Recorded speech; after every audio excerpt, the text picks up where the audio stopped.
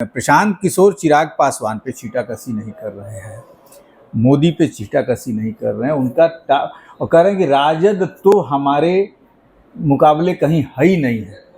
तो मतलब soft corner भी लेके चल रहे हैं कि कहीं चिराग से भी उनकी बात हो रही होगी, भाजपा के बी टीम कही जा रहे हैं। तो उनका टारगेट तो सीधे तब नीतीश कुमार है, और नीतीश कुमार के नेतृत्व में आप लोगों को चुनाव लड़ना है।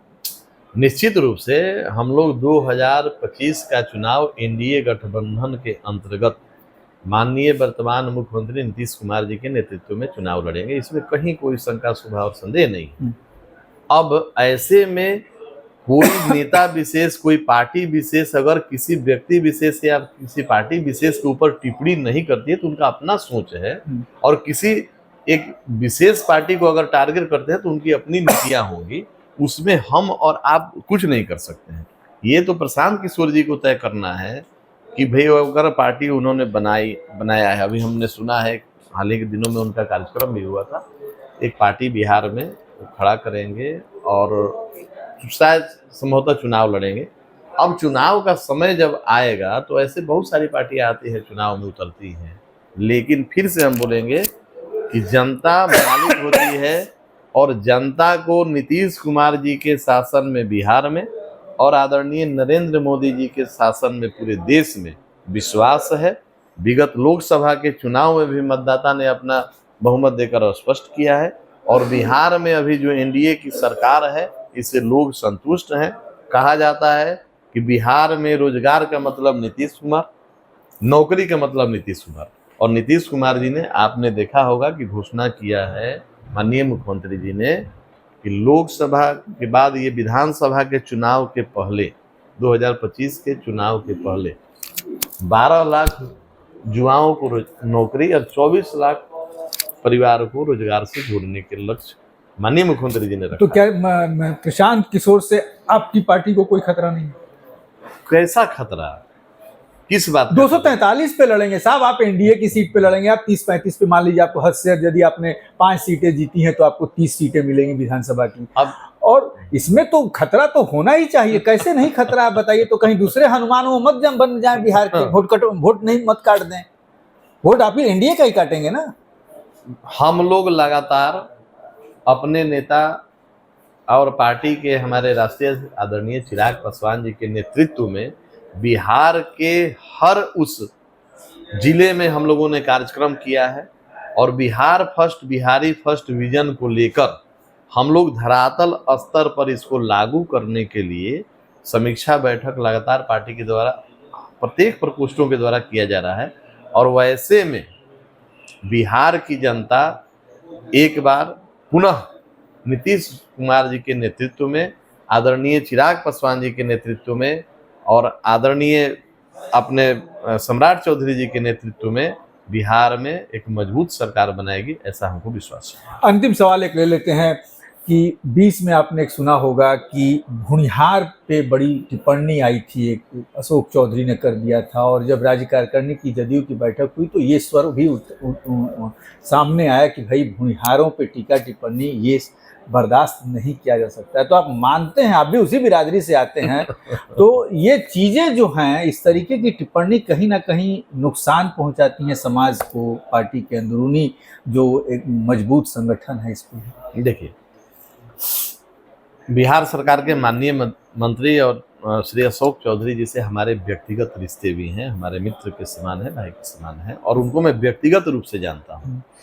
जिस वक्तव्य को जहानाबाद में एक कार्यक्रम के दौरान ये चीज़ें आई, मीडिया के माध्यम से हम लोगों ने भी देखा, तो उन्होंने अपने दल के, जदयू के खास करके पदाधिकारियों के संदर्भ में वो वक्तव्य दे रहे थे कि जहां एक तरफ आप माननीय मुख्यमंत्री जी के नेतृत्व में इस दल में काम कर रहे हैं, हम सार समझाते हैं, हमारी उनसे बात भी हुई थी और मुलाकात भी हुई थी और लगातार होते रहता है हम लोगों का आपस में बात मुलाकात।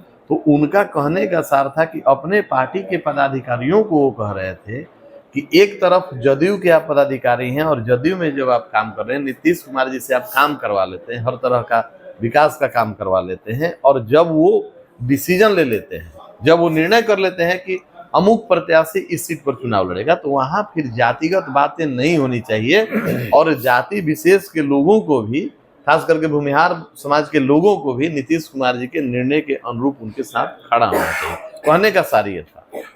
मैं हुलास जी, आप राजनीतिक जवाब दे रहे हैं। कल ही जो है जहानाबाद के पूर्व सांसद जगदीश शर्मा जी का मैंने कहीं नीतीश कुमार भूमिहारों से इतना डरते क्यों है? भूमिहार की जगह उन्होंने यादव लिखवा दिया है उनकी जमीन पर सर्वे में। नहीं, अब ये ऐसा हम नहीं मानते हैं। किसी पदाधिकारी के भूल से, किसी भी सरकारी कर्मचारी के भूल से अगर किसी के नाम में त्रुटि आ जाए तो इसके लिए माननीय मुख्यमंत्री जी को जवाबदेह बनाना उचित नहीं होगा। मानते हैं ना कि एक ही जगह बैठ के तब लिखा जा रहा है हुलास पांडे कौन है, कर्मचारी को नहीं पता है, कहीं पंचायत में बैठ के हुलास यादव कर दे रहा है। आपकी बातों में हम पूरी तरह से नकार नहीं सकते हैं कि कहीं न कहीं कोई प्रशासनिक भूल हुई होगी, कोई कर्मचारी, कोई ऐसा पदाधिकारी भूल किया होगा। और इतने बड़े राज्य में अगर इतने बड़े स्तर पर अगर आपका सर्वे का काम चल रहा है तो छोटी मोटी त्रुटि स्वाभाविक रूप से हो जाएगी, जिसका संशोधन बाद में कर लिया जाएगा। हुलास जी, अब सरकार के हिस्सा हैं, गोलियां चल रही हैं, इसलिए सर्वे रोक दिया गया है। मानते हैं कि कहीं ना कहीं गड़बड़ी है हुलास जी? नहीं, सर्वे में देखिए 3 स्टेज। सरकार के पास अपने रिकॉर्ड नहीं है। नहीं, बहुत सारे स्टेज ऐसे हैं जिसको बाद में निस्तारित किया जाएगा। सरकार ने भी कहा है कि फर्स्ट स्टेज में जिन भूमि पर कोई विवाद नहीं है उसका सर्वे किया जाएगा। जो विवादित भूमियां होंगी उसके लिए दूसरे फेज में किया जाएगा। और तीसरे चरण में वैसी विवादित भूमि जिस पर कहीं न कहीं से सरकार स्तर से या न्यायिक स्तर से अगर जरूरत पड़ेगी तो इन सब चीजों को सहारा लेकर तीसरे फेज में सर्वे का काम होना चाहिए। हुलास पांडे पार्लियामेंट्री बोर्ड के अध्यक्ष हैं, चलती है उनकी कितनी सीटों पर चुनाव 2025 में? हम लोग तो 2025 में एनडीए गठबंधन में 243 सीटों पर चुनाव लड़ेंगे। आप कितने पे? आप 243 पर तैयारी के लिए हमारे राष्ट्रीय अध्यक्ष जी ने हमेशा कहा है कि एनडीए गठबंधन में रहकर 243 सीटों पर सभी विधानसभा सीटों में अपने पार्टी को मजबूत रखना है, संगठन को मजबूत रहना है, बूथ स्तर पर अपने कार्यकर्ताओं को मजबूत रखना है, ताकि जिस सीट पर हमारे प्रत्याशी लड़े वहां तो चुनाव जीते ही, जैसे लोकसभा में 5 की 5 जीते हैं। एनडीए के जो प्रत्याशी जहां भी गठबंधन में किसी सीट पर लड़े, हमारे गठबंधन के उम्मीदवार होने के नाते पार्टी के सभी हमारे बूथ स्तर के सभी पदाधिकारी लगकर चुनाव जिताने का काम करेंगे। अब संख्या की बात है तो गठबंधन धर्म है। 5 सीटें आपके पास अभी हैं, उस बहुत हिसाब से 30 सीटें अभी बहुत दूर है, अभी बहुत दूर है। अभी झारखंड का चुनाव होने दीजिए, बिहार के चुनाव जब नजदीक अब झारखंड के चुनाव के बाद बात कर रहे हैं, लेकिन ये भी राजनीतिक पंडित कह रहे हैं कि झारखंड के चुनाव के बाद नीतीश कुमार किसी दूसरे एक्शन में भी आ सकते हैं। ये विरोधी दल के जो घटक हैं, जो विरोधी दल हमारे हैं, जो पार्टी जो हमेशा देश के आम आवाम के विरोध में, यूं कहिए पार्टी के विरोध में तो रहती ही, आम आवाम के विरोध में जो लोग रहते हैं वो इस तरह का सगुफा उड़ाते रहते हैं।